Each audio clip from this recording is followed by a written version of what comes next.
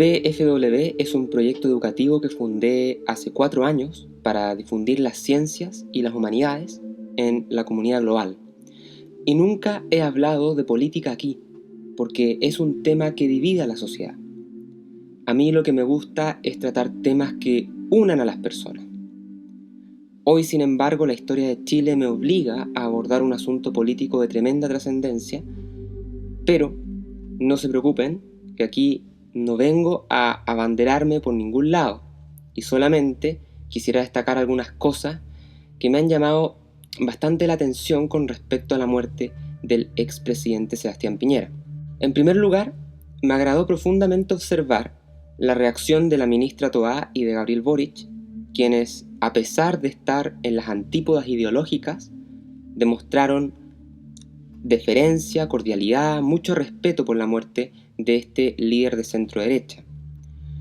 Pero por otro lado, hubo un grupo de personas que se congregaron en Plaza Baquedano para celebrar la muerte y rendirle culto a la fealdad. Si ustedes se fijan, y no es por sonar despectivo, en la manera de vestir de estas personas, de forma desaseada, de forma horripilante, ¿ya? No mal muchos los han paralizado, digamos, con los orcos de Tolkien. Ustedes ven algo muy oscuro en ese tipo de gentes. Yo creo que nadie en su sano juicio, sea de izquierda o de derecha, nadie que se encuentre en sus cabales mentales puede mofarse de una tragedia como esta. Estamos hablando de un viejito que se murió, sea asfixiado por sumersión, que es una muerte terrible, o bien por un infarto o algo semejante.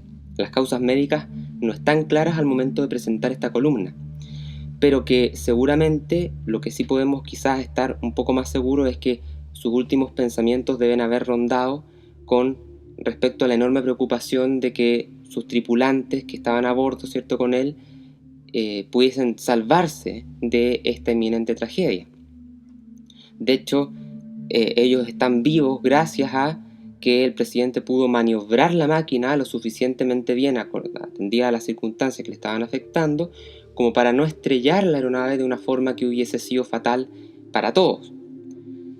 Entonces, yo me quiero detener en esta tropa de desalmados que se congregaron para celebrar y gritar consignas, porque me parece muy interesante el fenómeno de tipo antropológico que se da o que se presenta en estos casos, pero que se ha presentado sobre todo con mucha fuerza en Chile a partir de los ataques incendiarios, los saqueos también que agobiaron al país durante el año 2019, que están directamente también conectados con el tema de un tremendo odio hacia la figura de Sebastián Piñera.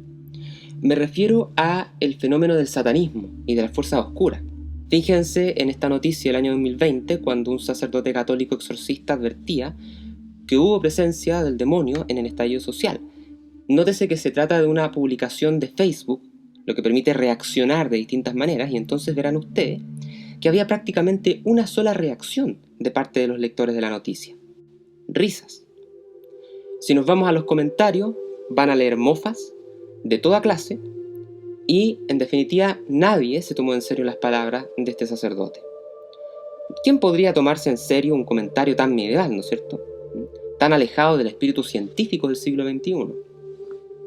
Y entonces a mí me vino a la mente aquella famosa frase del poeta y ensayista francés Baudelaire, quien en su Le Jeu généreux advertía que el gran truco del demonio consiste en convencernos de que no existe. Durante el estallido social comenzaron a aparecer en las calles y en múltiples iglesias derruidas, arrasadas por el fuego, por cierto, símbolos y consignas que aludían a lo demoníaco, a lo oculto, tal y como lo recopiló, por ejemplo, el filósofo chileno Arturo Ruiz en un reciente libro llamado Estallido Satánico.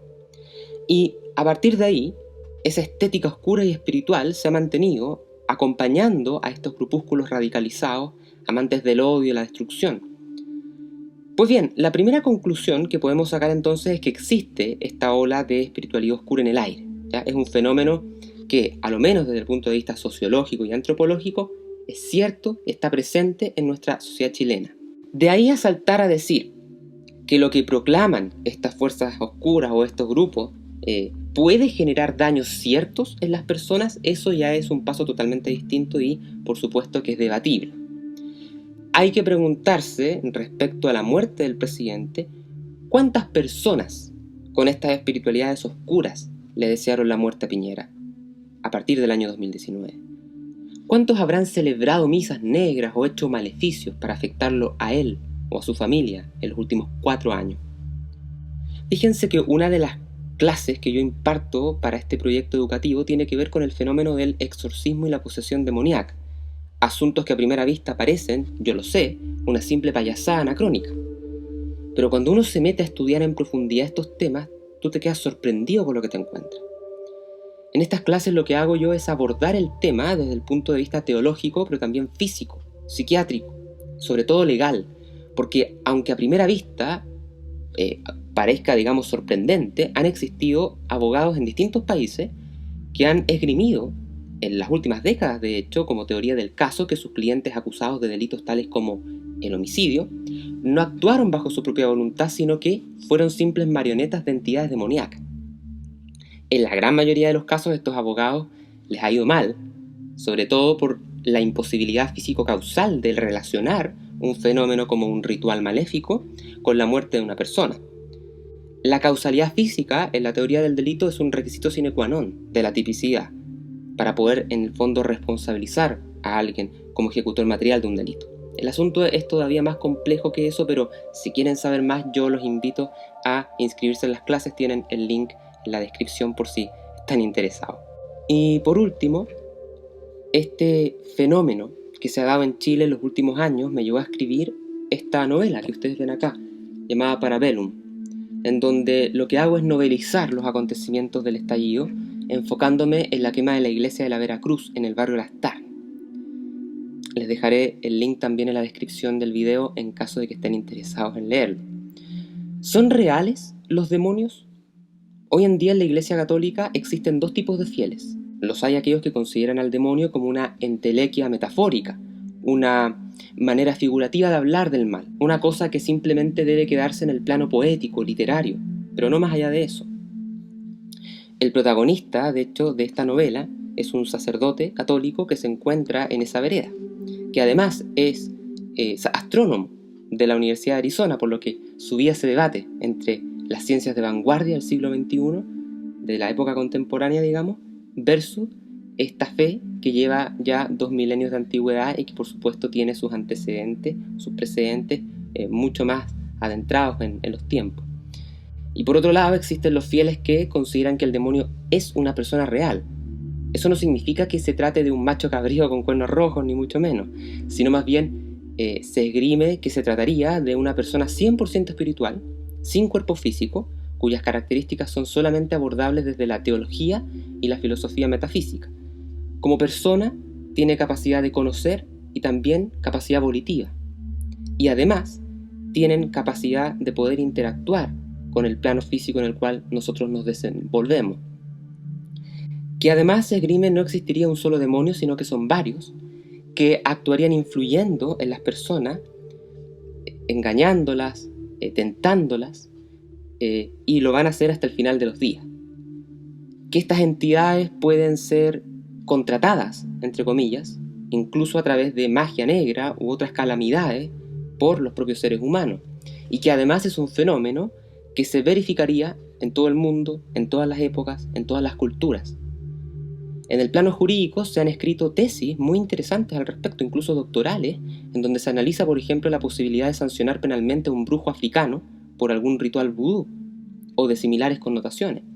En Chile tenemos casos bien interesantes como el famoso caso de la Quintrala, ¿ya? No la Quintrala histórica, sino que la última, ¿no? Que me parece que contrata un sicario, no recuerdo muy bien la historia, pero que tenía estos muñecos vudú y de hecho se debatió este tema en algunas audiencias, bastante interesante el caso.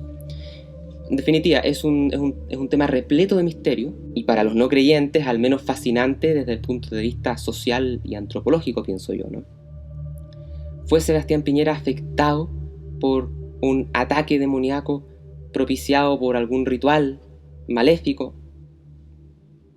Lamentablemente con los antecedentes que tenemos no lo podemos saber, pero sí es curioso que se haya dado su muerte en una atmósfera de tremendo odio por parte de grupos radicalizados opuestos a sus pensamientos políticos.